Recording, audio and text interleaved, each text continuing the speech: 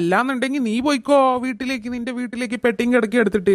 എന്തായാലും നീ ഇവിടെ എന്നെയൊന്നും നോക്കണില്ല, എന്നെയും മക്കളിനെയൊന്നും നീ നോക്കുന്നില്ല. എല്ലാം മരുമോൾ തന്നെയാണ് ചെയ്യുന്നത്. അടിച്ചു വാരുക, തുടയ്ക്കുക, തിരുമ്പുക, ഭക്ഷണം ഉണ്ടാക്കുക, വേണ്ടുന്ന എല്ലാ കാര്യങ്ങളും അവളല്ലേ ചെയ്യുന്നത്. പിന്നെ ഇപ്പൊ നീ എന്തിനാ? നീ പോയിക്കോ. എന്തേ, ഏത് വേണം തീരുമാനിച്ച ഇപ്പൊ പറയണം. പറയാൻ അവള് പോട്ടെ. മര്യാദക്ക് പറയും. മരുമോള് പോട്ടെ. മരുമോളും കുട്ടികളും കുറച്ച് ദിവസം പോയി അവിടെ നിൽക്കട്ടെ. അങ്ങനെ വേണം. ഓ, നിന്റെ മോള് വരുന്നില്ല അതുകൊണ്ട് മരുമോള് പോണ്ട. ഓ, അത് എവിടത്തെ ന്യായമാണാവോ?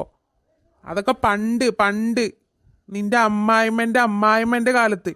എൻ്റെ അമ്മ നിന്നോട് അങ്ങനെയൊന്നും ചെയ്തിട്ടില്ലല്ലോ. അപ്പൊ നീയും ചെയ്യണ്ട അങ്ങനെ. മനസ്സിലായോടി? മനസ്സിലായി.